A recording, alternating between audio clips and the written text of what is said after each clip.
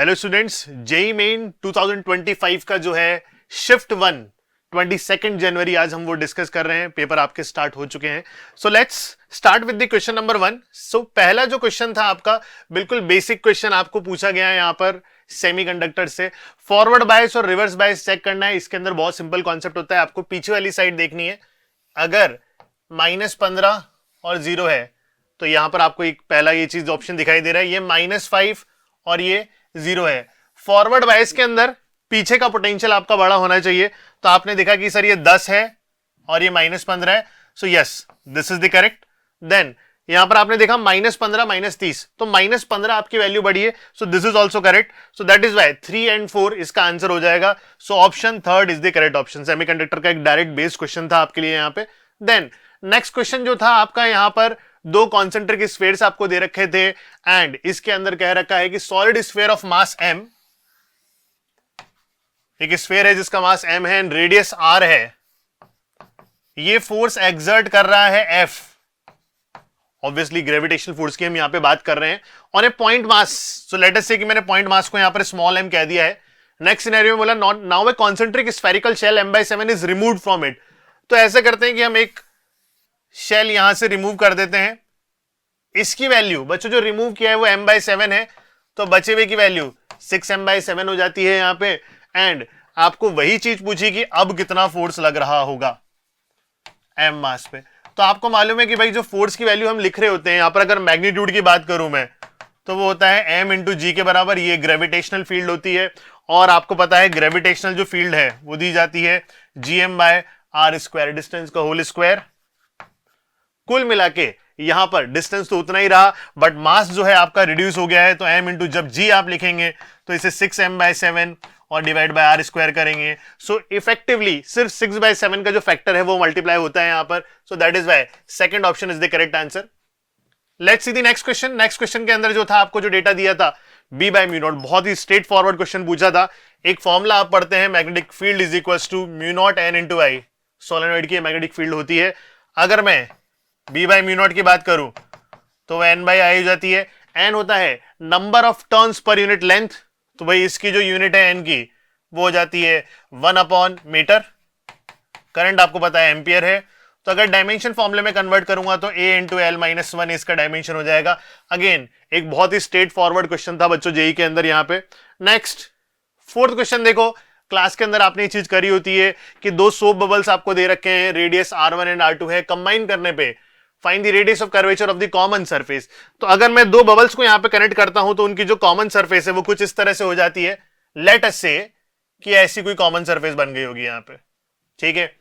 अगर मैं कहता हूं यहां का प्रेशर P1 है, यहां का प्रेशर P0 है, तो पहले के लिए equation P1 minus P0 is equal to 40/r1। Similarly ये P2 है, ये P0 है। सेकंड के लिए equation P2 minus P0 is equal to 40/r2। जब दोनों बबल्स मिक्स हो जाते हैं बच्चों तो हमें ये कंडीशन माननी पड़ती है कि भाई जो इसका प्रेशर था वो तो P2 ही था, यहां का प्रेशर P1 था, ठीक है। ये येलो कलर की जो मैंने कॉमन बाउंड्री दिखाई है बच्चों, वही इक्वेशन लगाऊंगा, दैट प्रेशर डिफरेंस अंदर का प्रेशर माइनस बाहर का pressure for this common boundary only is equal to 40/r equivalent. अब ये P2 माइनस P1 लेके आने के लिए मुझे इन दोनों इक्वेशंस को, मतलब सेकंड इक्वेशन में से फर्स्ट को सब्ट्रैक्ट करना पड़ेगा। तो जब सेकंड में से फर्स्ट को सब्ट्रैक्ट करूंगा यहां पे, ये आपकी इक्वेशन 1 है, यहां पर ये इक्वेशन 2 है, तो आप नोटिस करेंगे यहां पर कि ये जो वैल्यू है वो निकल के आएगी 40/r2 minus 40/r1 is equal to 40/r equivalent. बहुत सारे बच्चे डायरेक्टली फॉर्मूला ध्यान भी रखते हैं, तो आई विल सजेस्ट की ध्यान हो, ये याद होना चाहिए फॉर्मूला। 1/r इक्विवेलेंट की जो वैल्यू है बच्चों 1/r2 माइनस 1/r1 बन जाती है। तो अगर मैं देखूं यहां पर तो r1 माइनस r2 ये आपका 1/r इक्विवेलेंट है। जरा वैल्यूज डाल के देख लेता हूं। r1 माइनस r2 माइनस करूंगा तो ये वैल्यू मेरे को 4 दे रखी है, 2 4 माइनस 2 करने से मेरा यहां पर 2 सेंटीमीटर आ जाता है। मल्टीप्लीकेशन से 8 सेंटीमीटर स्क्वायर बन जाता है वो। And the final answer of r equivalent is equal to 4 centimetre. Again एक सीधा क्वेश्चन था जेई के अंदर जो आपने क्लास में किया हुआ होता है। So answer is option 2। Let's see the next question. Light of wavelength 550 nanometre आपको दे रखी है, incidented on a metallic surface. Its work function of CS and Li are 1.9 and 2.5 respectively, which can emit electron. ठीक है, तो यहां पर जो है which can emit photo electron ये पूछा गया आपसे। आपको सबसे पहले करना था कि एनर्जी जो है hc by लैम्डा के बराबर होती है, hc 12,000। अच्छा, यहां पर नैनोमीटर में दे रखा है तो 12,400 नहीं यूज करेंगे, 1240 EV नैनोमीटर ये हम यूज करेंगे, डिवाइड बाय 550 नैनोमीटर। जब आप इसे सॉल्व करेंगे तो आपका आंसर 124/55 ये निकल के आ रहा है। एक अगर रफ कट अगर आप एस्टिमेट भी करेंगे तो आपको समझ में आ जाएगा कि बच्चों ये जो वैल्यू है वेरी क्लोज टू 2.2 EV आ रही, 2.2 2.25 के आसपास आ सकती है, but we will say that इसके आसपास आंसर आ रहा है। डेफिनेटली ये 2.5 से बड़ा तो हो नहीं सकता है। अगर आपकी एनर्जी वर्क फंक्शन से कम है तो फोटो इलेक्ट्रॉन जो है एमिट नहीं होता है। सो दैट इज वाई सिर्फ CS वाले केस के अंदर ही जो है आपकी एनर्जी वर्क फंक्शन से बड़ी है, that is why CS is the only answer. तो ऑप्शन फर्स्ट आंसर होना चाहिए था, that is the correct answer. सिर्फ सिंपल मॉडर्न फिजिक्स का एप्लीकेशन था बच्चों यहां पे। नेक्स्ट क्वेश्चन देखते हैं, 6th question, find the power of the combination of the lens. इस तरह का आपको सेटअप दे रखा था, आपको यहां समझना है कि मेरे पास 3 लेंसेज हैं। पहला लेंस ये है, इसकी फोकस निकालेंगे, f2 इसकी निकालेंगे, f3 इसकी निकालेंगे, एंड एट द एंड हम क्या करेंगे 1/f इक्विवेलेंट, जिसे हम पावर कहते हैं, net power is equals to 1/f1 plus 1/f2 plus 1/f3 हम लोग ऐड कर देंगे। अगर हम फोकल लेंथ की बात करते हैं यहाँ पे, तो पहले की जो फोकल लेंथ है दैट इज, ध्यान रखना आप जो फॉर्मूला लगाते हैं म्यू रिलेटिव -1, म्यू रिलेटिव -1 करेंगे तो 4/3 -1 करने पे मैं एक चीज के लिए आपके लिए फॉर्मूला लिख देता हूं सामने, आगे जो है हम डायरेक्टली यूज कर लेंगे 1/r1 -1/r2। तो आप देखिए यहाँ पे पहले वाली सिचुएशन के लिए म्यू रिलेटिव 4/3 -1 वो 1/3 हो जाता है, ठीक है। अब यहां पर जो है 1/r1 -1/r2 मुझे लिखना है, पहले वाले सरफेस की जो रेडियस है वो इनफाइनाइट है, और अगर लाइटर यहां से आ रही है तो माइनस ऑफ माइनस पॉजिटिव हो जाएगा। वैल्यूज कितनी है रेडियस की नहीं दे रखी है, तो हम तो जो है उसी के टर्म्स में लिख के चलते हैं। ये रेडियस इसने बोला है जो सेकंड वाली है वो r1 के बराबर है, बट ध्यान रखें नेगेटिव साइन लगेगा वहां पर, तो माइनस ऑफ माइनस पॉजिटिव हो जाएगी आपकी। देन आप 1/f2 की वैल्यू देखेंगे बच्चों, यहाँ पे 1/f2 की वैल्यू जो है, अब यहां पर 3/2 है इसका, तो 3/2 -1 करूंगा तो मेरा हाफ हो जाएगा।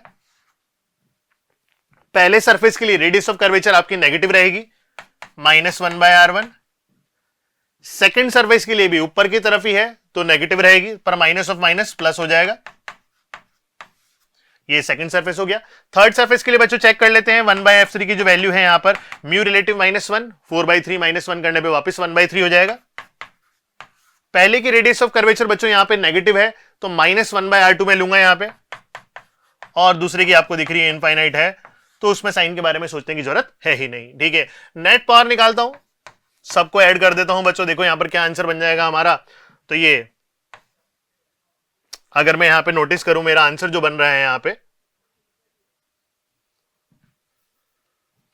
तो मैं कह सकता हूं कि ये यहां तक पहुंच गया हूं मैं 1/3r1, यहां से देखिएगा -1/3r2।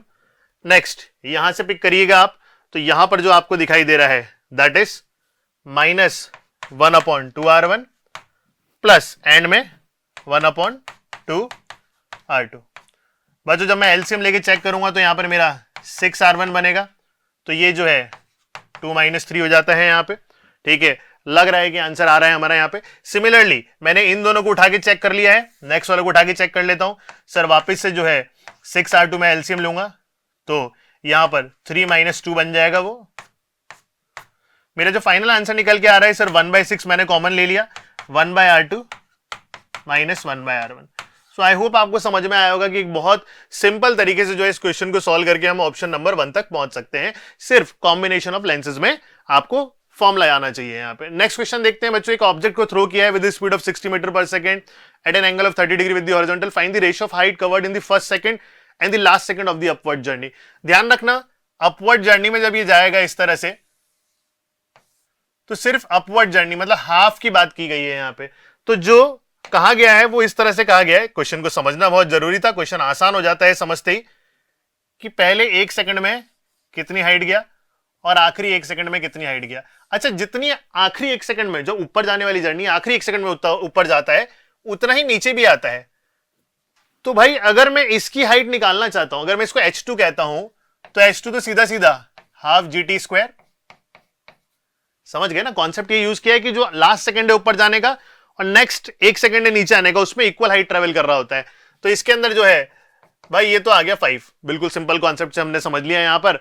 अब बात करते हैं यहां की। यहां क्या करेंगे सर, ये h1 कैसे निकालेंगे? बहुत ही सिंपल बात, ये भी हम कह सकते हैं कि u sin theta into T minus half gt square. भाई डेटा डाल देते हैं, कितनी स्पीड से फेंका था? 60 साइन 30 मतलब 30 इंटू टी मतलब 1 सेकंड की बात कर रहे हैं, माइनस हाफ इंटू 10 इंटू 1 का होल स्क्वायर। तो गाइज यहां पर जो आंसर है मेरा 30 माइनस 5 इज इक्वल टू 25 आ जा रहा है। अगर मैं रेशियो चेक करता हूं तो मेरा आंसर 5 आता है। तो सेकंड ऑप्शन होना चाहिए 25/5। बिल्कुल simple straight forward problem, again इस तरह से आपसे पूछी गई यहां पे। नेक्स्ट देखते हैं।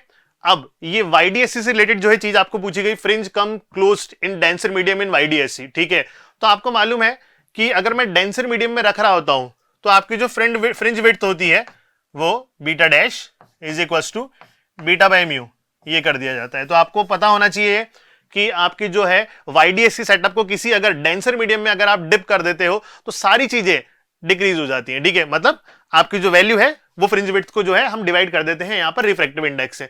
तो बिल्कुल सही है ये statement.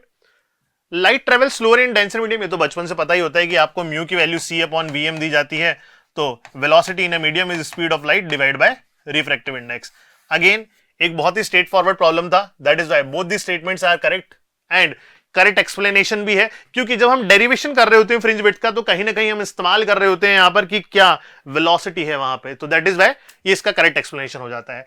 Let's see the ninth problem. Ninth problem ने क्या कहा गया बच्चों, देखो ये बहुत ज्यादा बच्चों में कंफ्यूजन है कि सर पोटेंशियोमीटर तो सिलेबस से कटा हुआ था, फिर पोटेंशियोमीटर क्यों पूछ लिया है। ठीक है यार, मैं आपको हमेशा से कहता आता हूं कि ऐसे पोटेंशियोमीटर के जो बेसिक सर्किट से इन्हें स्किप ना करें। सिलेबस के अंदर कटा हुआ कहते हैं पर इससे बेसिक चीजों से क्वेश्चन पूछ लिए जाते हैं।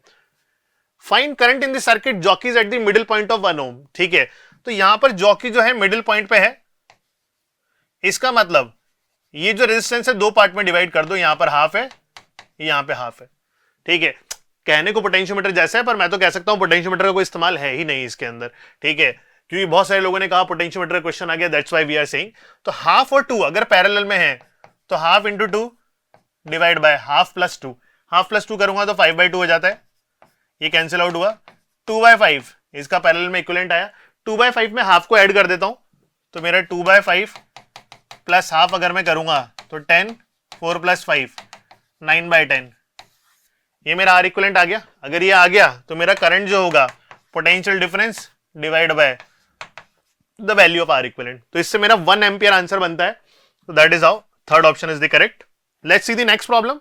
नेक्स्ट प्रॉब्लम में पूछा गया यहां पर for H radius of first and second excited state are 5.3 and this ratio of de Broglie wavelengths. ठीक है, थोड़ा सा ठीक क्वेश्चन था क्योंकि बच्चे इसके अंदर थोड़े बहुत फंसे होंगे यहां पे। तो हमें मालूम होता है दैट 2 पाई, अगर आपको याद हो कि डी ब्रोगली ने जो हाइपोथेसिस दिया था वो कैसे दिया था, उसके पीछे की कहानी है ये। तो 2 पाई इंटू R1, अच्छा radius of first excited state है तो मैं इसे जो है फर्स्ट एक्साइटेड स्टेट को n इज इक्वल टू 2 कहता हूं और सेकेंड एक्साइटेड स्टेट को n इज इक्वल टू 3 कहता हूं। So the better approach is, पहले मैं आपको जनरल फॉर्मूला लिख के दिखा दूं कि जनरल फॉर्मूला ये कह रहा होता है 2 pi r is equal to n into lambda. ठीक है, तो मेरे को पता है 2 pi r2 is equal to twice of lambda 2, वहां पर जो भी डी ब्रोगली वेवलेंथ होगी। ठीक है, अब इसने जब रेशो कहा है तो लैम्डा 1 और लैम्डा 2 इसने यहां पर बोला है, तो दैट इज व्हाई मैं क्या करता हूं यहां पे इसे लैम्डा 1 ही मान के चलता हूं। पर ध्यान रखिए कि मैं क्या कह रहा हूं यहां पे कि ये लैम्डा 1 हुआ मेरा। Next is 2 pi r3 is equal to n is equal to 3 है वहां पे, और ये वैल्यू जो है लैम्डा 2 हो गई। जब मैं दोनों का रेशियो लेता हूं यहां पर तो 2 पाई और 2 पाई कैंसिल आउट हो जाता है। R2 और R3 की वैल्यूज मुझे यहां पर दे रखी हैं। Radius of 2 is 5.3 into 10 to power minus 11, this radius is 8.48 into 10 to power minus 10, cancel out होता है, नीचे यहां पर 10 रह जाता है, is equal to 2/3 times of lambda 1 by lambda 2। I guess कि कोई अप्रोक्सीमेशन से डेफिनेटली आंसर यहां पे निकल जाना चाहिए। Let us check this thing. तो यहां पर lambda 1 by lambda 2 is equal to 10 नीचे ऑलरेडी है, 5.3 और 84.8 बन जाता है। क्रॉस मल्टीप्लाई करता हूं चीजों से तो 3 और 2 यहां पे आ जाता है, एक रफ कट एस्टिमेट हम लोग चेक कर लेंगे, पर उससे पहले देख लेते हैं। अगर इसे मल्टीप्लाई करूंगा तो ये हो जाता है आपका 15.9, और यहां पर अगर मैं मल्टीप्लाई करूंगा, मुझे लग रहा है कि कुछ डेटा में यहां पर थोड़ा बहुत जो है गड़बड़ है। रीजन, क्योंकि ये तो कभी भी मैच ही नहीं करेगा, एक 11 है एक 10 है, ठीक है। सो आई थिंक कि यहां पर कुछ ना कुछ डेटा की मिस्टेक जरूर है। अब देखो यार, ये तो गैस क्वेश्चन है, तो हम हमारे हिसाब से थोड़ा सा जो है डेटा को जान करके मैनिपुलेट कर रहे हैं। हो सकता है कि ये 11 की जगह यहां पर 10 दे रखा हो, वी डोंट नो। बट अगर मैं इसे 11 कर देता तो आई थिंक मेरा आंसर फिर सही आ पाता, ये पूरा कैंसिल आउट हो जाता, 10 की जरूरत यहां नहीं होती, और ये भी जो है मेरा 8.48 होता। 8.48 को जब मैं 2 से मल्टीप्लाई करता तो वो जो है वेरी क्लोज टू 17 मेरा आंसर बन रहा होता, ठीक है। तो भाई ऐसा कहीं दिख रहा है क्या λ1 by λ2 is 16/17? No option is matching, ठीक है। तो भाई यहां पर क्या समस्या रही थी, जरा इसको देखना पड़ेगा, ठीक है। So give me just give me a minute. ये जो क्वेश्चन है, हम लोग क्वेश्चन नंबर उठा रहे हैं। अच्छा अच्छा, तो ये 1 पॉइंट, ठीक है, लिखा तो सब सही है, क्रॉस मल्टीप्लिकेशन भी हमारा करेक्ट है। यहां पे 1.5 अगर मैं करता उसे, यहां पर मैच तो नहीं कर रहा है वैसे ये, ठीक है। तो ये जो ऑप्शंस हैं, गैस पेपर है बच्चों, पर आपको ये चीज समझनी है कि कौन सा डी ब्रोगली का जो है कॉन्सेप्ट का इस्तेमाल किया गया था। सो यस, यहां पर मैं थोड़ा सा फंस गया हूं, क्योंकि डेटा ही जो है यहां पर थोड़ा सा मुझे मिसिंग सा लग रहा है। बट मेरा जो आंसर है यहां पर 16/17 आ रहा है। तो I hope we can understand कि गैस पेपर के अंदर जो है थोड़ा बहुत जो है क्वेश्चंस ऊपर नीचे हो सकते हैं, माइट बी यहां कुछ मिस्टेक हो या फिर कहीं और मिस्टेक हो। So let's move to the next one, ठीक है। तो इस हिसाब से चारों में से कोई ऑप्शन नहीं आया, this is a very important thing जो हमें ध्यान रखनी थी यहां पे। Next, which of the following represent correct relation between resistivity of conductor F and temperature? बहुत ही स्ट्रेट फॉरवर्ड क्वेश्चन था बच्चों, आपने क्लास में पढ़ा होता है कंडक्टर जो है इसके अंदर टेम्परेचर बढ़ाने पे जो है रेजिस्टिविटी उसके साथ टेम्परेचर के साथ बढ़ती चली जाती है। तो first is the correct answer. Semiconductor पूछा होता तो कोई ऑप्शन है नहीं। सेमीकंडक्टर में आपको पता होता है कि जो है इस तरह से जो है आप बनाते हैं, डिक्रीज कर रहा होता है, ठीक है। So an easy problem. Let's move to the next problem. 12th question क्या कह रहा है, ये थोड़ा अच्छा क्वेश्चन था, ऑर्गन पाइप्स का, वेव्स का जो है 11th का लास्ट टॉपिक है। Two organ pipe, one is open and other is close and the densities of the gas filled in the ratio is 1/16. 9th harmonic frequency of close organ pipe. अब close और open में क्या difference होता है, ध्यान से देखिएगा। Close के अंदर जो है आपका जो फ्रीक्वेंसी का फॉर्मूला होता है वो 2n+1, ठीक है, और यहां पर जो है v और नीचे 4l, ठीक है। v/4l के बाद 3v/4l आता है, देन 5v/4l आता है, तो ये ध्यान रखने की बात थी।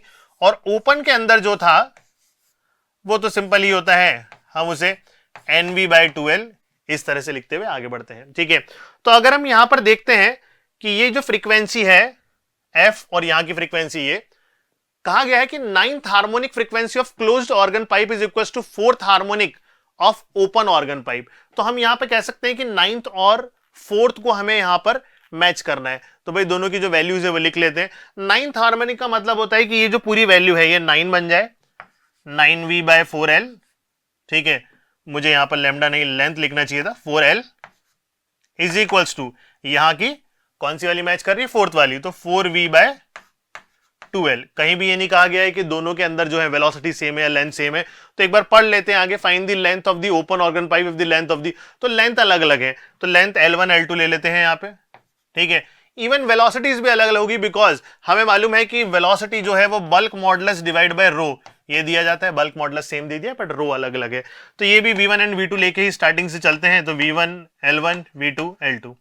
यहां पर हमने देखा कि सर इसे जब मैं सॉल्व करूंगा तो ये कैंसिल आउट करता हूं पहले। 9v1/L1 is equals to 8v2/L2। Data डाल लेते हैं बच्चों। अब देखिए v1 और v2 इसका रेशियो मैं यहां से निकाल सकता हूं। At the end I need to find the length of the open organ pipe, मतलब ओपन वाला L2 का पता करना है। तो I can see the value of L2 is 8v2 divide by 9v1, और L1 से जो है क्रॉस मल्टीप्लाई हो गया है, ठीक है। L1 से क्रॉस मल्टीप्लाई हो गया, तो 8/9 को एज इट इज रखा मैंने। अब देखिए velocity is inversely proportional to the rho, तो यहां पर मैं लिख सकता हूं ये ρ1/ρ2 हो जाएगा, और L1 मल्टीप्लाइड है। ठीक है, देख लेते हैं रो1 एंड रो2 की वैल्यू कितनी है। उसका रेशियो 1/16 है तो बाहर निकल के 1/4 आ जाएगा यहां से। So my answer is 8/9 into 1/4 and साथ साथ में मुझे कहा गया है कि यहां पर इसकी जो लेंथ गिवन है वो 10 सेंटीमीटर है। Let's see the final answer. तो यहां पर इनको मल्टीप्लाई करूंगा तो 20 सेंटीमीटर अपॉन 9, 20/9 मेरा आंसर आ गया है। That will be 2 point something. कहां पर है मिस्टेक, कहां पर है? ठीक है, वैसे तो सारा डेटा यहां पर कंप्लीट हमने रख दिया है। इफ समथिंग इज मिसिंग हम देख सकते हैं यहां पे 8/9 इंटू 10। अच्छा, मैंने ये उल्टा लिख दिया भाई, देख लेना। रीजन क्या कहा गया था यहां पे? Two organ pipes, one is open and other is close, the density of the gas filled in the ratio is 1:16। Open के अंदर भाई इन्होंने कहानी अलग चालू करी थी। ओपन के अंदर जो है और तो length density in the open divide by density in the closed, ये 1/16 दे रखा था और मैं इसको ओपन को लेके चल रहा हूं F2, तो मुझे रो2 बाय रो1 इसकी वैल्यू 1/16 दे रखी है। तो आपको समझ में आ गया होगा कि क्या गलती हुई है यहां पे। तो ये रो2 बाय रो1 1/16 है, रो1 बाय रो2 की वैल्यू 16 होगी। जब मैं 16 का रूट लूंगा तो बच्चों यहां पर 4 आ जाएगा। So let me do this calculation once again. यहां पे ये जो चीज है यहां पे हट जाएगी ये, and final result will be something like this. Sir 8/9 तो एज इट इज रहा, ये 4 बन गया बच्चों और ये 10 बन गया। यहाँ पर आई होप अब बिल्कुल सही आंसर आना चाहिए। तो यहाँ पर जो है 320/9 मेरा आंसर आ जाता है। अगर आप चेक करेंगे 320/9 ऑब्वियसली 35 समथिंग होना चाहिए ये, तो आप चेक करें ये आंसर नहीं हो सकता है। This is only the correct answer. तो इसे सॉल्व करके आप देख सकते हैं इस तरह से open organ pipe close organ pipe का एक बहुत सिंपल बेसिक क्वेश्चन पूछा गया है यहाँ पे। Let's move to the next problem. Next problem देखना, कैलोरीमेट्री का एक स्ट्रेट फॉरवर्ड बच्चों प्रॉब्लम पूछा गया है यहाँ पर। ये आप वर्बली भी कर सकते हैं बच्चों। इसमें क्या कहा गया दैट -10 डिग्री सेल्सियस की आइस है। सबसे पहले आइस जो है वो आपका क्या करेगी, -10 डिग्री सेल्सियस से 0 डिग्री सेल्सियस की आइस बनेगी यहां पे। तो सबसे पहले आइस के अंदर चेंज करना है आपको। अब देखो ms डेल्टा टी आपको लगाना है, ये ध्यान रखना s की वैल्यू आप यहां पर हाफ लेके चलते हैं। तो यहां पर जो है मास 1 ग्राम दे रखा है, बहुत ही अच्छी बात हो गई। यहाँ पे ये हाफ और ये डेल्टा टी 10 की वैल्यू आपने यहाँ डाली, तो ये स्टेप का 5 हो गया। अब बच्चों आपका फेज चेंज है जब आइस कन्वर्ट होती है 0 डिग्री सेल्सियस के वाटर के अंदर। अब वी डोंट नो कि उन्होंने एग्जाम के अंदर जो है लेटेंट हीट ऑफ मेल्टिंग और लेटेंट हीट ऑफ वेपराइजेशन दी थी या नहीं दी थी, पर बच्चों को ये याद होनी चाहिए। यहां पर लगता है ml, L की वैल्यू 80 होती है बच्चों, ध्यान रखना मेल्टिंग के लिए। ठीक है, फिर अब क्या होगा, वाटर की टेम्परेचर को बढ़ा के 100 डिग्री सेल्सियस किया जाएगा, यहां पर वाटर ही कन्वर्ट होगा।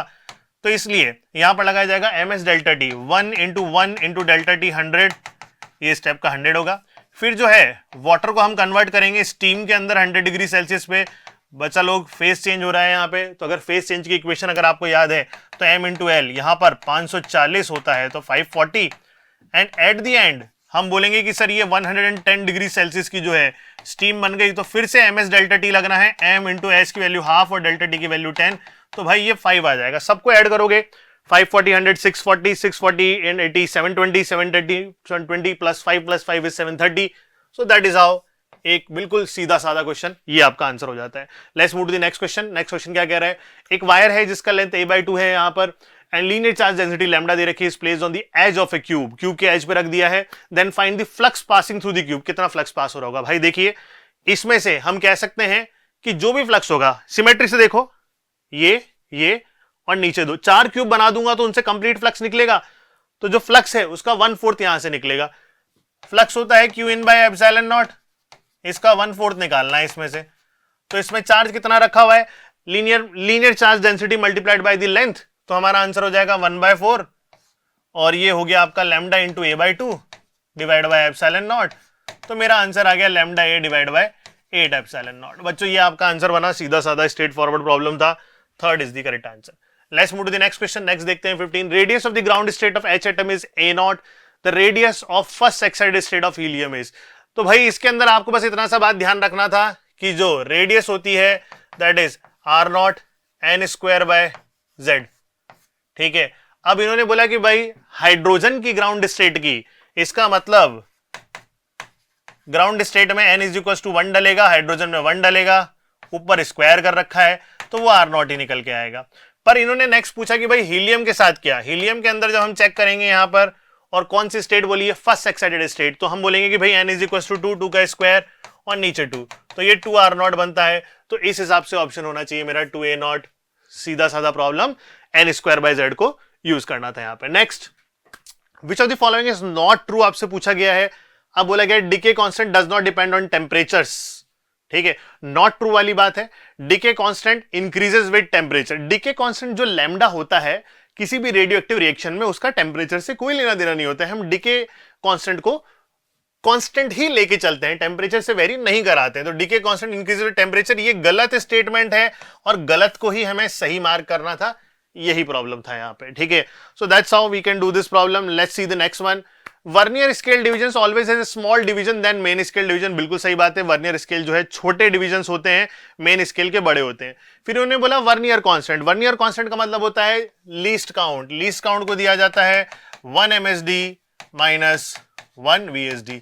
बट इन्होंने क्या कहा, यहां पर इन्होंने कहा कि इसे मल्टीप्लाई कर दो, जो कि गलत स्टेटमेंट हो जाता है। तो सेकंड स्टेटमेंट फॉल्स है आपका, फॉल्स। पहला ट्रू है, that is why third is the correct answer. आगे देखते हैं यहां पर क्या कहा गया है, that capacitor having capacity of 40 microfarad is connected to 100 volt battery. तो एक कैपेसिटर को कनेक्ट कर दिया तो इसके ऊपर चार्ज कितना आ गया, CV। 40 इंटू दैट करेंगे तो हम 4 इंटू 10 टू पावर 3 और माइक्रो की वजह से 10 टू पावर -6, तो 4 मिलीकूलम, ये इसके ऊपर चार्ज आ गया। आगे देखिए, dielectric constant K is equals to 2 is inserted between the plates of capacitor then change in the charge of the capacitor। ठीक है, तो भाई अगर हम डाइलेक्ट्रिक कांस्टेंट डाल देंगे यहाँ पे, ठीक है, तो आपका कैपेसिटेंस बढ़ के जो हो जाएगा new capacitance K times of the old capacitance, तो वो हो जाएगा 80 माइक्रोफैराड। ठीक है भाई, and change in the energy stored in capacitor will be. अब इस क्वेश्चन में कहीं भी ये नहीं कहा कि उन्होंने बैटरी हटाई या नहीं हटाई। जब वो कहते नहीं है कि बैटरी हटाई नहीं हटाई, तो हमें मानना होता है कि नहीं हटाई है, ठीक है। तो हम कह सकते हैं कि नया चार्ज कितना हो जाएगा, C न्यू इंटू V। तो नया C की जो वैल्यू है 80 इंटू 10 टू पावर -6 और पोटेंशियल कितना हो गया आपका 100। तो जो आप चेक करेंगे तो ये 8 मिली कूलम हो जाता है। इन्होंने बोला था यहां पर then change in the charge, change हो गया बच्चों 4 का, तो एक ही ऑप्शन सही है, अभी तो 4 ही दिख रहा है, ठीक है। आगे देख लेते हैं, आगे पूछा गया यहां पर द चेंज इन एनर्जी। भाई पहले एनर्जी कितनी स्टोर्ड थी, पहले एनर्जी थी हाफ CV स्क्वायर, बाद में कितनी थी half C new into V square. Change पूछा गया तो मैं बोलूंगा हाफ V स्क्वायर कॉमन ले लो, C new minus C old कर दो यहाँ पे, तो V स्क्वायर मतलब 100 का स्क्वायर मतलब 10 टू पावर 4 डिवाइड बाई 2, और दोनों कैपेसिटेंस का अगर मैं डिफरेंस ले लेता हूं तो वो मेरा 4 मिली कूलम है, तो 4 इंटू 10 टू पावर -3। जब मैं चेक करूंगा तो ये 2 और मेरा आंसर जो है यहाँ पर 20 बन के आएगा। कोई ऑप्शन है ऐसा, ठीक है भाई, गलत क्यों आ रहा है, ठीक है, चेक किया जाए। C न्यू माइनस C, बिल्कुल सही किया आपने, 8 - 4 कर दिया, हाफ CV स्क्वायर कर रहे थे हम, एंड ये 100 का स्क्वायर 10 टू पावर 4 हो गया। कहां समस्या है इस प्रॉब्लम के अंदर, तो ये जो प्रॉब्लम है, प्रॉब्लम नंबर 18th में जो है हाफ का इस्तेमाल कर लिया, लिख लिया, और ये स्क्वायर कर दिया, 100 कर दिया, ठीक है। कैपेसिटेंस जो है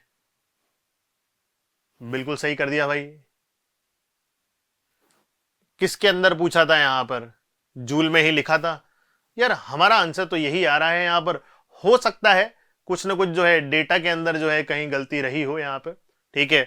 अगर मैं Q स्क्वायर बाय 2C से देखता तो भी यही आता मेरा आंसर। अच्छा, मैंने Q लिख के वहां पर C लिख दिया भाई, देख रहे हो तुम लोग क्या हुआ है यहां पे। तो यहां पर जो है डेटा की जो है गलत इंटरप्रिटेशन हुई है, ठीक है। तो आप फाइनल आंसर ठीक करके यहां पर लिख सकते हैं कि भाई हाफ इंटू ये 10 का स्क्वायर करेंगे यहां पर, और C न्यू माइनस C करेंगे। भाई C तो जो है आपने अलग से निकाल रखा है ना 80, और पहले कितना था 40, तो यही मिस्टेक हुई थी। 40 डिफरेंस जो है 40 है, 10 टू पावर -6 है, तो अगर आप सॉल्व करेंगे तो यहाँ 20 आएगा। 20 इंटू 10 टू पावर -6 है, 10 टू पावर 4 है, तो वो 10 टू पावर -2 बन जाएगा। तो आपका आंसर 0.2 जूल बच्चों यहाँ पे निकल के आ जाएगा। ऐसी कोई समस्या की बात नहीं थी, सीधा ही क्वेश्चन था, ये आपका आंसर हो जाता है। नेक्स्ट देखते हैं 19, the particle shown in the figure is just able to complete the vertical circular motion. Find the ratio of kinetic energy at A to the kinetic energy at B. Just able to complete the circular motion तो तभी होता है जब इसकी velocity कितनी हो, √5gl हो. अब इन्होंने पूछा है यहाँ पर काइनेटिक एनर्जी का रेशियो बताना है बेसिकली. तो kinetic energy at A to kinetic energy at B is equals to half m VA square divide by half m VB square. तो बेसिकली हमें जो है यहाँ पर VA square divide by VB square की वैल्यू निकालनी थी. यहाँ पे देखते हैं क्या कर सकते हैं. यहाँ पर हमने बोला कि सर यहां जब पार्टिकल आ जाएगा तो एनर्जी कंजर्वेशन का इस्तेमाल करें. आप बोलेंगे सर पहले kinetic energy half m into √5gl का स्क्वायर इज 5gl थी. ठीक है, नई energy half m VA square हो जाएगी. बट उसकी पोटेंशियल एनर्जी कितनी हो गई, that is very important to understand. हम कह सकते हैं कि ये जो हाइट है that is L cos 60, L cos 60 is L/2. तो वो हाइट L/2 ऊपर जा चुका है बच्चों. अगर ऊपर जा चुका है तो हम कह सकते हैं कि ये वैल्यू जो है mg इंटू L/2 हो जाएगी. जरा चेक करते हैं, ये इधर आएगा तो ये 4mg L/2 हो जाता है is equal to half m VA square. तो ये 2mgl हो गया भाई. ठीक है, अगर मैं पूरा भी लिखता है यहाँ पर, चलिए कट कर देते हैं, कोई दिक्कत की बात नहीं है यहाँ पर. तो ये VA स्क्वायर की जगह 4gl लिख देते हैं हम यहाँ पे. नेक्स्ट, अगर मैं दूसरे के लिए लगाता यहाँ पर तो मैं वापस से वही लिखता half into m into 5gl और वहां की वेलोसिटी ऊपर की half into m into VB square plus mg into ये कितना ऊपर चला गया भाई, ये वैल्यू होगी आपकी L/2. तो पूरी कितनी हो जाएगी, 2L में से L/2 आप हटा दोगे तो 3L/2. ठीक है, ये इधर आएगा तो ये हो जाएगा 2mg L/2 is equals to half m VB square. m से m गया, 2 से 2 गया, तो आपको यहाँ 2gl डालना पड़ेगा. आपका आंसर 2:1 आ रहा है. देखिए कोई ऑप्शन ऐसा है क्या, बिल्कुल सही, third is the correct answer. Straightforward vertical circular motion. Next देखते हैं बच्चों, mass of disc is m and radius r, a cavity of radius r/2 is created. Find the moment of inertia about the axis passing through the center of the disk. एक disc थी, ठीक है, इसका जो moment of inertia था निकालना है आपको. पूरे डिस्क का कितना होता है भाई, mr²/2 डिस्क है ना. ठीक है, about the axis passing to the centre of the disc. बाद में जो बचे हुए का मैं हटाऊंगा. अच्छा, काम की बात यह है कि भाई बचे हुए का मास कितना होगा. Mass of a disc is m, पूरे का मास m था. प्रिंसिपल ऑफ सुपरपोजिशन, जो कट किया उसका कितना होगा, उसका मास होगा. अगर आप इसका मास निकालने बैठेंगे, डिस्क है भैया, बहुत सारे लोगों ने स्फीयर लेके भी सॉल्व किया है इसे, तो r/2 के हिसाब से जो है आप देखेंगे उसका मास जो है m/4 हो जाएगा. तो यहां पर मैं बोलूंगा m/4, रेडियस में डालूंगा r/2 का होल स्क्वायर बाय 2. भाई ये तो इसकी खुद की एक्सिस के अक्रॉस हुई ना, शिफ्ट भी तो करूंगा इसे. अगर मैं इसे शिफ्ट कर रहा हूं यहां पे तो देखिए शिफ्ट करने के बाद क्या वैल्यू दिखेगी मेरी यहां पे, प्लस m/4 और अब मैं r/2 से वापस से शिफ्ट करूंगा तो r/2 का whole square. So let me just check कि मेरा फाइनल आंसर क्या निकल के आता है. यहां अगर मैं ऐड करूंगा तो 3/2 बन जाएगा मेरा एक, तो 3/2 इंटू m/4 तो 3m/8 इंटू r²/4. ठीक है, अगर मैं देखूंगा तो यहाँ 32 बन रहा है, 32 बन रहा है, तो 16 - 3 13 बन रहा है मेरा. तो मेरा तो सेकंड ऑप्शन आंसर आ रहा है. यहां पर आंसर की नहीं दी गई है, पर चेक कर लेंगे एक बार. अभी अब सारे आंसर हैं तो ये भी हमारे पास अवेलेबल होगा ही सही. आई होप आपको समझ में आया होगा कि क्या किया है मैंने. मास m/4 क्यों लिया है, क्योंकि डिस्क है 1/4 मास की, एक प्लेनर ऑब्जेक्ट है. अगर स्फीयर होता तो मैं m/8 ले रहा होता. सो let me just confirm the answer of this. इसका जो आंसर है वो बिल्कुल सही, सेकंड ऑप्शन ही हमारा आंसर आता है यहाँ पर. तो आई होप समझ में आया होगा कि क्या किया है मैंने यहाँ पे. Let's see the 21st question. Unit of all quantities in SI system जो दे रखा है यहाँ पे. आपको बोला K1 की वैल्यू, K2 की वैल्यू, K3 की वैल्यू 135 है यहाँ पे. ठीक है, then find the junction temperature. Junction का टेम्परेचर बताना है. बेटा इस तरह के क्वेश्चन जो होते हैं आपने क्लास में करंट इलेक्ट्रिसिटी अज्यूम करके करे हुए होते हैं. ऐसा मानना होता है आपको. यहाँ पे आगे जो है ये इस तरह से दे रखा है आपका. यहां का जो टेम्परेचर है T, यहां का टेम्परेचर जो है 0, यहां का टेम्परेचर जो है 100. हम कह सकते हैं कि यहां पर इसके अंदर जाने वाला जो करंट है पहले वो निकाल लेते हैं, इसको इक्वेट कर देते हैं यहां के करंट से. तो हम कह सकते हैं sir I1 plus I2 is equal to I. I को कैसे दिया जाता है, उसके अक्रॉस टेम्परेचर डिफरेंस जितना दे रखा है 100 - T divide by thermal resistance. Thermal resistance कितना होता है L/Ka. लेंथ के बारे में कहीं बात नहीं करी है. ठीक है, तो क्या किया जाए, सेम ही ले लेते हैं, देखते हैं. तो ये L/Ka, K की वैल्यू 60 और एरिया। नेक्स्ट पे चलिए बच्चों, 100 माइनस टी एंड लेंथ की वैल्यू हम हर जगह की लेंथ सेम मान के चल रहे हैं, that is the only way. अब k की वैल्यू k2 उठानी है हमें, k2 की वैल्यू जो है यहां पर 120 लेनी पड़ेगी, इज इक्वल्स टू आगे जो हमें दे रखा है यहां पे t माइनस 0 और l अपॉन यहां पर k की वैल्यू 135 इंटू ए। देखिए इस इक्वेशन के अंदर डेटा डालेंगे तो आपका आंसर जो है बनता चला जाएगा यहां से। यहां पर जो एक इंपॉर्टेंट चीज ध्यान रखने की थी वो ये थी कि हमने एरिया की वैल्यूज क्या ली है, ठीक है। एरिया की वैल्यू में यहां पर कुछ गड़बड़ हो सकता है, तो वो चेक कर लेते हैं भाई कि एरिया जो है मुझे यहां पर जो दिख रहा है ऊपर वाला जो एरिया है बीच वाला का, पहले दो का जो है ए दिख रहा है, बाद का एरिया बड़ा दिख रहा है, ठीक है। तो अगर मैं बाद का एरिया अगर बड़ा नहीं लूंगा तो मुझे लग रहा है गड़बड़ हो सकता है, ठीक है। यहाँ का एरिया डबल है ना, लेंथ तो सबकी सेम मान ली मैंने, तो यहां पर 2a लिखना चाहिए था मुझे, ठीक है ना। खैर कोई नहीं, चेक कर लेते हैं कि हमारा क्या आंसर बनता है फाइनल यहां से। तो जो चीजें कैंसिल आउट हो रही है वो हटा देते हैं, ए गया ए गया ए गया, देन लेंथ कैंसिल आउट हो गया बच्चों यहाँ पे। एंड ये क्या बना, ये आपका बना, अच्छा कुछ कैंसिल आउट हो रहा है अभी तो नहीं दिख रहा है, तो यहां पर 66,000 माइनस 60t, आगे 12,000 minus 120t is equals to आगे 135 इंटू 2 कर दूंगा तो मैं कितना हो जाएगा 270t। सारे एक एक जीरो कैंसिल आउट कर देता हूं मैं हर जगह से, 1 2 3 4 5 600 और 1200 जो है मेरा 1800 हो जाता है यहां पे, इज इक्वल्स टू सारी चीजों जरा ऐड करता हूं तो 6 plus 12 18 18 plus 27 that will give me 45। तो t की वैल्यू जो है मेरी 180 इंटू 10 डिवाइड बाय 45। ऐसा करने से कैंसिल आउट होकर 4 टाइम्स होना है, मेरा टेम्परेचर यहां से 40 निकल के आ रहा है, तो भाई आंसर यही दे रखा है, ठीक है। होप आपको समझ में आया होगा क्या किया है मैंने। ये चीज ये स्टेप में भूलने वाला था बच्चों, तो this is very important to understand. इसका एरिया डबल है तो इसलिए हमने इस तरह से इसे यूज किया।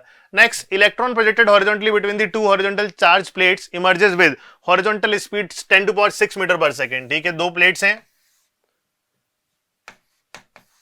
ठीक है, 10⁶ metre, length of the plates is 10 centimetre, electric field between the plates is 9 volt per centimeter, then the vertical component of velocity of electron when it emerges will be। तो ये इलेक्ट्रॉन जो यहां से फेंका था 10⁶ मीटर पर second से, क्योंकि इन्होंने कहा है कि इतनी ही हॉरिजॉन्टल स्पीड से बाहर निकला, इस पे तो कोई इंपैक्ट पड़ेगा नहीं। An electron projected horizontally between two horizontal charge plates emerges with horizontal speed this, अच्छा -6 नहीं है, +6 ही है, ठीक है। Then if length of the plates is 10 centimetre, तो प्लेट्स की लेंथ यहां से लेके यहां तक की जो लेंथ दे रखी है वो 10 सेंटीमीटर है, and electric field between the plates is 9.1। अब देखो इस पे फोर्स कितना लग रहा होगा एंटर करते ही, फोर्स लग रहा होगा QE के बराबर, ठीक है। आगे देखते हैं, then vertical component of velocities, ठीक है। तो इसका जो एक्सेलरेशन होगा इलेक्ट्रॉन का QE/m हो जाएगा, ठीक है। इसकी जो वेलोसिटी हो जाएगी Vy is equals to Uy into t plus half AY into t. Displacement लिख दिया सर, तो डिस्प्लेसमेंट की इक्वेशन जो है वो मिक्स कर दी थी यहां पे, तो हटा के जो है Vy plus AY into T, ये तो कुछ था ही नहीं बच्चों। Vy की जो वैल्यू है, अब मैं कह सकता हूं AY कितना हो जाएगा EE/m, और टाइम कैसे निकल सकता है, टाइम निकल सकता है हॉरिजॉन्टल डिस्टेंस जो कि मुझे दे रखा है 10 सेंटीमीटर, जिसको मैं लिख रहा हूं 0.1 मीटर्स, डिवाइड बाय वहां की वेलोसिटी 10⁶। आई होप क्लियर होगा। सिर्फ डेटा डालना है बच्चों, आपका आंसर निकल के आ जाएगा। यहां पर E की वैल्यू 1.6 इंटू 10⁻⁻19, इलेक्ट्रिक फील्ड की value that is given as 9.1, mass of electron जो है जान करके इस तरह से वैल्यू दे रखी है बच्चों 9.1 इंटू 10⁻31, और ये जो वैल्यू है 10⁶ ऊपर जाएगी तो -6 हो जाएगी, 10⁻7 कैंसिल आउट हुआ बच्चों। आपने देखा 19 और 7 26 हो जाता है, 26 और 31 ऊपर जाके एडजस्ट होगा तो ये 1.6 इंटू 10⁵ बन जाता है। कोई ऑप्शन है? बिल्कुल सही भाई, थर्ड ऑप्शन हमारा एग्जैक्ट निकल के आ जाता है। सो कोई ऐसा बहुत ज्यादा डिफिकल्ट क्वेश्चन नहीं था, हमने देखा किस तरह से हमें करना है क्वेश्चन। ये 23rd क्वेश्चन, ये आपने क्वेश्चन इस तरह से क्लास में करे हुए होते हैं कि silvering of the lens, the object is placed in front of a convex lens, then one surface of the lens get silvered, radius r, okay, the r is the radius of the curvature of the lens of mu refractive index, whose should object be placed so that image found on the object, okay, कहां पर object को रखें कि वो object पे ही image बन जाए। इसका मतलब ऑब्जेक्ट को कहां रखा जाए, आपका 2f पे रखा जाए, यही तो होता है centre of curvature, because this combined will behave as a concave mirror. तो 2f पे रखना है तो हम क्या करते हैं, इनकी इक्विवेलेंट फोकल लेंथ निकाल के बस आंसर दे देते हैं, 1/f equivalent is equals to, अगर आपको याद हो तो हम कहते हैं इसे combination of mirror and lens है। तो यहां पर जो है लेंस से 2 बार हो रहा है, मिरर से 1 बार हो रहा है, तो 1/fm माइनस 2/fl। ठीक है, मिरर के लिए किस तरह से लिखेंगे, लिख लेते हैं भाई इक्विवेलेंट वैल्यू। सर मिरर की जो है f वो f ही रहेगी, उस पर तो कोई इंपैक्ट पड़ेगा ही नहीं, माइनस 1/f, और ये 2/fl। Focal length of lens कैसे लिखेंगे, लेंस की फोकल लेंथ होती है mu relative -1, 1/r1 minus 1/r2, minus और माइनस प्लस बन जाता है, ये 2/r बन जाता है बच्चों यहाँ पे, और मुझे उसे डबल करके लिखना है, तो इसको पुट करते हैं यहाँ पे, तो मेरा 1/f equivalent is equals to -1/f, और यहां अगर मैं देखूंगा तो वो -4 times of mu -1 divide by r, कुछ इस तरह से कहानी बन रही है। अच्छा, उसकी फोकल लेंथ को भी हम r/2 लिख सकते हैं, तो इसको r/2 लिख देता हूं यहाँ पे, है ना, रेडियस ऑफ कर्वेचर का आधा। ठीक है, जरा थोड़ा सा प्रयास करके देखते हैं कि हम कहां तक पहुंच पा रहे हैं यहाँ पर सॉल्व करने में। अभी तो ऐसे कोई डायरेक्टली आंसर दिख नहीं रहा, ये 4 क्यों आ रहा है, कुछ गड़बड़ तो नहीं हो रही है यहाँ पे, तो एक बार जरूर देख लें इस क्वेश्चन को।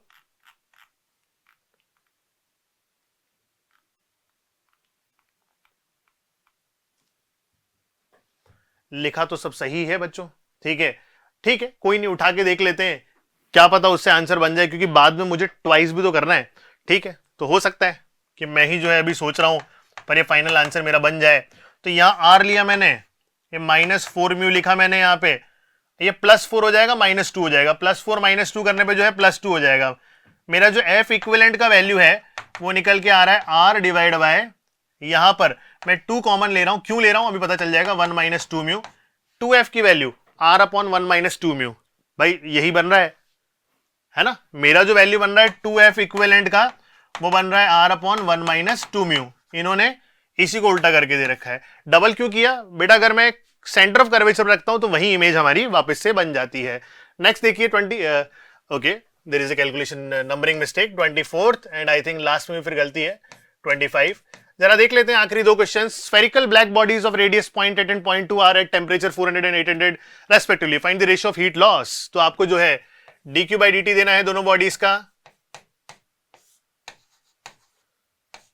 अब ये सीधा सीधा क्लास में पढ़ते हैं, sigma e a t to the power 4, sigma e a1 t1 a2 t2 power 4। तो भाई अब यहां पर बोला गया है ब्लैक बॉडीज हैं, तो ई की वैल्यू 1 हो जाती है बच्चों, उसमें सिग्मा आपका कट गया, एरिया कैसे दिया जाएगा, पाई आर। ठीक है, सरफेस एरिया लिखना होता है 4πr स्क्वायर, तो 4π इंटू यहां पर 0.8 का स्क्वायर करेंगे, टेम्परेचर 400 की पावर 4 करेंगे बच्चों यहाँ पे, एंड यहां पर 4π एंड ये वैल्यू 0.2 का स्क्वायर होगा, और ये जो है आपका 800 का पावर 4 होगा यहाँ पे। तो हमने देखा कि ये 0.8/0.2 ये 4 बन जाएगा, 4 का स्क्वायर 16 हो जाएगा, ये 1/2 बन जाएगा, 1/2 की पावर 1/16 हो जाएगा। मेरा आंसर 1:1 आ रहा है निकल के, बिल्कुल सही आंसर। ठीक है, सो लास्ट क्वेश्चन देख लेते हैं पेपर का किस तरह से रहा था। Find the equivalent capacitance for this situation shown in figure.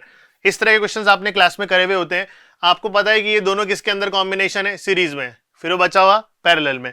Series किस तरह से निकालते हैं, हम कह सकते हैं कि सर अगर ये डिस्टेंस d दे रखा है तो ये डिस्टेंस d/2 है, ये एरिया a/2 है, तो पहले का capacitance C1 K1 A epsilon naught by d, आप देखेंगे तो a/2 लिखूंगा, d/2 दिखूंगा, कट जाएगा। C2 का value K2 A epsilon naught by d, वो दोनों सीरीज में है तो उनका जो C इक्विवेलेंट है वो आ जाएगा आपका C1 C2 divide by C1 plus C2। ठीक है, तो हम यहां पर इस तरह से अगर चेक करते हैं तो हमारा आंसर यहां दिखेगा, सर मल्टीप्लाई कर लीजिए, K1 K2 A square epsilon not square d square divide bye, जब मैं दोनों को ऐड कर देता हूं तो मैं देखता हूं A epsilon naught by d common आ जाता है, एंड ये K1 प्लस K2 बन जाता है हमारा। ठीक है, तो ये कैंसिल आउट हुआ बच्चों, मेरा आंसर बना K1 K2 divide by K1 plus K2 और ये एप्सिलॉन नॉट डी। ये आपका यहां पर पहले सीरीज कॉम्बिनेशन आपने चेक कर लिया। अब आपका इसका पैरेलल कॉम्बिनेशन करना है C3 के साथ। C3 की वैल्यू क्या होगी, K3। एरिया तो A/2 हो गया है, बट डिस्टेंस उतनी ही रही यहां पे। जब आप पैरेलल कॉम्बिनेशन करते हैं तो कैपेसिटर में डायरेक्टली ऐड कर देते हैं, तो आपका जो C नेट की जो वैल्यू है डायरेक्ट एडिशन के बाद K1 K2 K1 plus K2, ठीक है। एप्सिलॉन नॉट बाई डी को जो है साइड में उठा के रख लेते हैं। कहीं ना कहीं मैं एरिया भूल चुका हूं, यहाँ पे ये एरिया भी था, ठीक है। और एरिया और एप्सिलॉन डी को जो है अलग से साइड में रख लेते हैं यहाँ पे। इसके अंदर जो है ऐड होने वाला है यहाँ से प्लस K3/2। अब अगर मैं चेक करता हूं तो खुद ही से देखो, ट्वाइस K1 प्लस K2 कहां आ रहा है, ट्वाइस K1 प्लस K2 एक तो यहां आ रहा है और एक यहां आ रहा है, ठीक है। उसके बाद जब मैं एलसीएम लूंगा यहां पर तो ये 2K1 K2 बन जाएगा, तो 2K1 K2 सिर्फ यहीं बन रहा है, और उसके बाद जो है K1 K3 K2 K3 बन जाएगा, मैच कर रहा है। Second is the correct answer. So guys that's about the JEE main session 1 paper. Overall अगर देखा जाए तो बच्चों से जो समझ में आया है, फिजिक्स का पेपर जो है ज्यादा डिफिकल्ट नहीं रहा है, एक मॉडरेट पेपर था जहां सिर्फ फॉर्मुला बेस्ड चीजों के थ्रू जो है आप क्वेश्चंस को सॉल्व कर सकते हैं। सो आई होप आपको स्पीड सॉल्यूशंस के अंदर मजा आया होगा। इसी तरह से बाकी शिफ्ट के सॉल्यूशंस भी हम आप लोग के लिए लेके आते रहेंगे। थैंक यू बच्चों।